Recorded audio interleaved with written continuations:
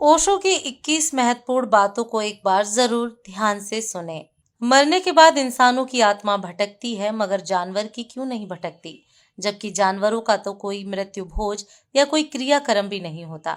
मंदिर के बाहर लिखा था अपने सामान की रक्षा खुद करें, और मंदिर के भीतर लिखा था कि भगवान की मर्जी के बिना एक पत्ता भी नहीं हिलता।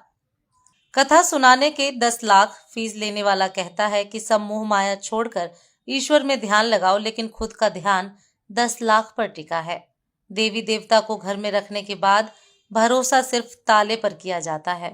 हवन यज्ञ पूजा पाठ करने से ना अंग्रेज भागे, ना ही मुगल और ना ही गजनी भागा, तो तुम्हारा दुख कैसे भाग सकता है? इंसान को मारकर धर्म की रक्षा करने से बेहतर है धर्म को मारकर इंसान की रक्षा करें, क्योंकि इंसानियत ही धर्म है।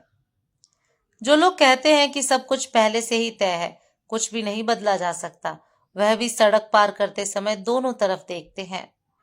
अगर जूता लटकाने से आपकी गाड़ी दुर्घटना से बच सकती है, तो एक जूता अपने गले में भी लटका लिया करें। आपका जीवन आपकी गाड़ी से ज्यादा कीमती है। कुछ लोग कहते हैं कि काला रंग अशुभ होता है। अब इनको कौन बताए कि स्कूल का काला बोर्ड जिंदगी के सारे रंग बदल देता है।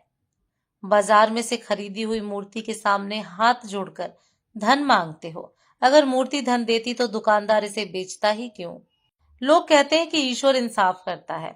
हम पूछते हैं कि ईश्वर गुनाही क्यों होने देता है? हम भी गंगा को मानने लग जाएं, अगर गंगा पाप धोने के बजाय पापियों को सजा देने लग जाए। मैं लिखता हूँ अंधविश्वास के खिलाफ, लेकिन लोग मुझे भगवान के खिलाफ ही मान लेते हैं। मंदिर मस्जिद में ताला लगा दो, जिंदगी में कोई फर्क नहीं पड़ेगा, मगर सिर्फ एक दिन के लिए हॉस्पिटल बंद कर दो, हकीकत सामने आ जाएगी।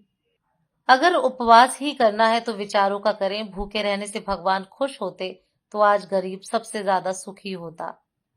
मेरे लिए प्रकृति ही ईश्वर है, विज्ञान ही सत्य है, इंसानियत ही धर्म है और कर्म ही पूजा है। सिर्फ दरवाजे पर शुभ लाभ लिखने से कुछ नहीं होगा। शुभ विचार रखिए, अपने लिए भी और दूसरों के लिए भी, फिर लाभ ही लाभ होगा। जब भगवान को प्रसाद चढ़ाते हैं तो सब में बांटते हैं, तो भगवान को चढ़ाया हुआ पैसा सब में बांटा क्यों नहीं जाता? अगर आप जीवन से कुछ चाहते हैं तो उससे पहले खुद में पैदा करना होगा। हर कोई दुनिया में कुछ नया करने के लिए पैदा हुआ है, ना कि किसी और की नकल करने के लिए। सच्चा प्रेम कभी किसी से कुछ नहीं चाहता, वह तो केवल देना जानता है।